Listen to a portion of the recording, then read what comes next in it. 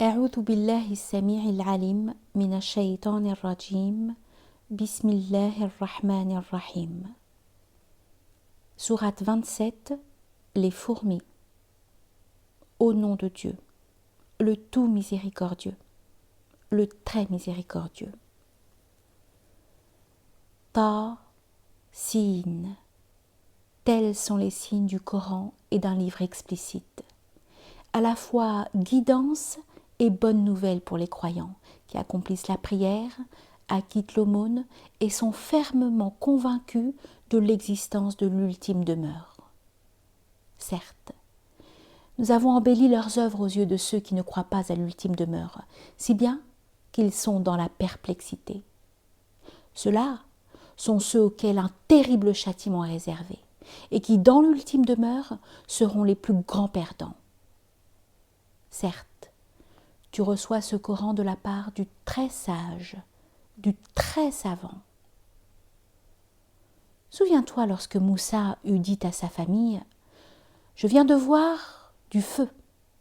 Je vais vous en rapporter une indication pour poursuivre notre route, ou une braise ardente, afin que vous vous y réchauffiez. » Et lorsqu'il s'y rendit, il reçut cet appel. « Béni soit celui qui siège dans le feu. Béni soient ses alentours, et gloire à Dieu le Seigneur des mondes. » Moussa, c'est un fait. Je suis Dieu, le puissant, le très sage. Jette donc ton bâton. Lorsque Moussa le vit se tortiller comme un serpent, il rebroussa chemin en fuyant sans se retourner. Moussa, ne crains rien. Les envoyés n'ont rien à redouter auprès de moi. Seuls me redouteront les injustes, exception faite de ceux qui auront substitué une œuvre pie à une iniquité, car je suis pardonneur et très miséricordieux. Introduis ta main sous ta tunique, elle en ressortira lumineuse et intacte. Ce sera l'un des 9 signes destinés à Pharaon et à son entourage, car il constitue un peuple de pervers. Et lorsque nos signes se produisirent devant eux en guise de preuve, ils crièrent à la pure magie. Ils les nièrent par iniquité autant que par orgueil, bien qu'ils fussent intimement convaincus de leur véracité. Médite quel fut le destin de ces corrupteurs. Déjà nous avions communiqué une science à Daoud et à Sulayman, qui nous ont rendu grâce. Louange à Dieu qui nous a privilégiés sur un grand nombre de ses serviteurs croyants. Sulayman hérita de Daoud en s'adressant aux hommes. Nous avons été instruits de la langue des oiseaux et nous avons reçu une part de toutes choses. Certes, voilà bien une faveur insigne. Et les armées de Sulayman, hommes, djinns et oiseaux, furent assemblées devant lui et maintenues à distance. Elles se mirent en marche, si bien que, lorsque ces armées arrivèrent dans la vallée des fourmis, l'une d'elles s'adressa à ses compagnes. « Fourmis, entrez dans vos demeures, afin que Sulayman et ses armées ne vous écrasent pas, sans même s'en rendre compte. » Souriant puis riant à ces paroles, Sulayman invoqua « Seigneur, accorde-moi de te remercier pour les faveurs que tu m'as dispensées, ainsi qu'à mes pères et mères, et d'accomplir une œuvre pie qui aura ton agrément. Et accueille-moi au sein de ta miséricorde, parmi tes pieux serviteurs. » Puis comme il inspectait les oiseaux, il questionna. « Pourquoi ne vois-je donc pas la huppe? Serait-elle absente?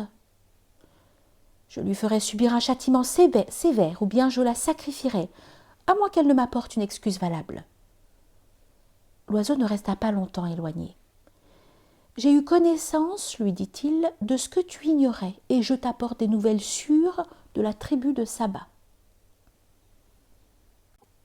J'y ai trouvé une femme qui était leur reine et qui a reçu en partage une part de toutes choses. Elle possède en outre un trône grandiose. Je l'ai trouvée ainsi que son peuple qui se prosternait devant le soleil en excluant Dieu. Le diable a embelli leurs œuvres à leurs yeux et les a détournés de la voie, si bien qu'ils sont mal dirigés. Que ne se prosterne-t-il devant Dieu qui peut dévoiler ce qui est scellé dans les cieux et sur la terre, et qui sait ce que vous dissimulez aussi bien que ce que vous divulguez? Dieu, qui est tel qu'il n'y a pas de divinité en dehors de lui, le Seigneur du trône sublime. Nous verrons bien, lui répondit Sulayman, si tu dis la vérité ou si tu es une menteuse. Va donc leur porter mon message que voici, et remets-le leur, puis mets-toi en retrait et observe leur réaction. Dignitaires, leur dit la reine, un noble message m'a été adressé, qui émane de Sulayman. Il débute par ces mots. Au nom de Dieu, le très miséricordieux, le tout miséricordieux. Et nous invite à ne pas nous dresser contre lui et à le rejoindre en faisant acte de soumission. Dignitaire, veuillez me conseiller à ce sujet. Je ne prendrai pas de décision dont vous ne soyez témoin. Nous sommes dotés d'une grande force et d'une puissance redoutable, et c'est à toi qu'appartient le commandement. Vois toi-même ce que tu vas ordonner. Les rois, leur dit-elle, lorsqu'ils pénètrent dans une cité, la corrompent et humilient les plus puissants de ses habitants. C'est ainsi qu'ils se comportent. Je m'en vais leur envoyer un cadeau, et j'examinerai les renseignements que me rapporteront mes émissaires. Commentaire. La reine de Saba voulut ainsi éprouver Salomon et connaître quel était le véritable mobile de ses conquêtes, mondain ou religieux. Fin du commentaire. Lorsqu'ils se rendirent auprès de Sulayman, celui-ci leur demanda « Voulez-vous m'aider de ces richesses alors que ce dont Dieu m'a comblé est bien préférable à ce qu'il vous a accordé ? C'est plutôt vous qui vous réjouissez de tels présents. Retourne vers les tiens. Nous les rencontrerons à la tête d'une armée contre laquelle ils ne pourront résister, et nous les expulserons de leur cité, avilés et méprisés. » Puis il s'adressa à son entourage. « Lequel d'entre vous m'apportera son trône avant qu'ils ne viennent me présenter leur soumission ?» Un djinn particulièrement habile affirma. « Je te l'apporterai, avant même que tu n'aies quitté ta place. Je suis en mesure de te satisfaire et je mérite ta confiance. » Un homme qui avait la connaissance des Écritures intervint. « C'est moi qui te l'apporterai avant même que tu n'aies cligné de l'œil. » Et lorsqu'il vit le trône posé devant lui, Sulayman s'exclama. « Ceci est une des faveurs accordées par mon Seigneur, afin de m'éprouver. Serais-je reconnaissant ou ingrat ? Celui qui se montre reconnaissant ne l'est que pour lui-même. Et quant à l'ingrat, mon Seigneur n'en est pas moins généreux à son endroit. Et il n'a nul besoin de sa reconnaissance. » « Maquillez-lui son trône, ordonna-t-il ensuite. Nous verrons si elle, la reine, sera ou non en mesure de le reconnaître. Lorsqu'elle arriva, on lui demanda « Ton trône était-il bien ainsi ?»« Il semble bien qu'il s'agit de lui, » répondit-elle. « Nous avons reçu la science avant elle, » dit alors Sulayman, « et nous lui étions soumis. » Et il lui fit abjurer de ce qu'elle adorait en dehors de Dieu, car elle appartenait à un peuple de mécréants. « Entre dans ce palais, » lui fut-il intimé. Lorsqu'elle le vit, elle le prit pour une masse d'eau et découvrit ses jambes. « Ce n'est qu'un palais pavé de dalles de cristal, » lui dit alors Sulayman. « Seigneur, » reprit-elle, « je me suis fait du tort à moi-même. Désormais, je me soumets avec Sulayman devant Dieu, le Seigneur des mondes. » Commentaire. Il est dit que Salomon avait fait construire un palais de cristal à son intention et qu'il avait fait installer son trône au centre d'une pièce dallée de pavés de cristal. La construction était faite de telle sorte qu'on eût pu croire marcher sur les eaux. C'est la raison pour laquelle la reine de Saba dévoila ses chevilles, mais elle se rendit vite compte qu'il ne s'agissait là que d'un subterfuge, ce qui rassura Salomon sur ses facultés de compréhension qui avaient été mises en cause par les djinns. Fin du commentaire. Déjà nous avions envoyé à Thamoud leur frère Salih, afin de leur enjoindre d'adorer Dieu, et aussitôt deux parties s'affrontèrent. Mon peuple, leur dit-il, pourquoi demandez-vous que l'on précipite le châtiment plutôt que d'implorer la miséricorde? Si seulement vous demandiez le pardon de Dieu, peut-être vous serait-il fait miséricorde. C'est à toi et à ceux qui sont avec toi que nous attribuons nos revers de fortune, dirent-ils. Votre sort n'est-il pas plutôt entre les mains de Dieu? Répondit Salih. En vérité, vous êtes un peuple mis à l'épreuve. Or, il y avait dans leur cité 9 personnages qui répandaient la corruption et n'y faisaient aucun bien. Ils se jurèrent mutuellement devant Dieu de tuer Salih de nuit, ainsi que sa famille, et de dire ensuite aux ayants droit, nous n'avons pas assisté au meurtre de sa famille, et nous sommes sincères. Ils ourdirent leur stratagème, et nous usâmes également d'artifice à leur insu. Médite quelle fut la conséquence de leur machination. Nous les anéantîmes ainsi que tout leur peuple, sans exception. Voilà donc leur demeure à jamais déserte, pour prix de leur iniquité. Certes, il y a en cela un signe pour un peuple enclin à la connaissance. Et nous sauvâmes du châtiment ceux qui avaient la foi et qui se préservaient de l'injustice. Et souviens-toi de Lot lorsqu'il dit à son peuple « Vous vous livrez à des turpitudes au vu de tous. Vous copulez avec les hommes par appétit charnel en vous détournant des femmes. Vous n'êtes qu'un peuple d'ignorants. » Pour toute réponse, son peuple lui fit dire « Expulsez la famille de Lot de votre cité, car ce sont des gens qui préservent leur pureté en évitant l'homosexualité. » Nous le sauvâmes ainsi que sa famille, exception faite de son épouse, que nous avions destinée à rester en arrière. Et nous fîmes pleuvoir sur eux une pluie de pierres, funeste pluie que celle destinée à un peuple averti en vain. Dis, la louange revient à Dieu, et que la paix soit sur ceux d'entre ses serviteurs qu'il a élus. Dieu n'est-il pas préférable à ceux qui lui associent? Il est celui qui a créé les cieux et la terre, et qui a fait descendre la pluie du ciel à votre intention. Grâce à elle, nous faisons croître des végétaux dans de magnifiques jardins. Et vous n'auriez pas été en mesure de faire pousser ces arbres. Y a-t-il une autre divinité aux côtés de Dieu? Cependant, contre toute évidence, ce peuple se détourne de la vérité. Il est celui qui a donné à la terre sa stabilité, qui l'a sillonnée de cours d'eau, qui a ancré les montagnes et qui a placé un isthme entre les deux mers. Y aurait-il une divinité aux côtés de Dieu? Mais la plupart d'entre eux sont dans l'ignorance. Qui donc exauce le désespéré quand il l'invoque et le délivre de l'affliction? Qui a fait de vous ses lieutenants sur terre? Y aurait-il une autre divinité aux côtés de Dieu? Vous êtes doués de peu de mémoire. Qui donc vous guide dans les ténèbres sur terre comme en mer, et qui envoie les vents annonciateurs de la pluie, et devançant sa miséricorde?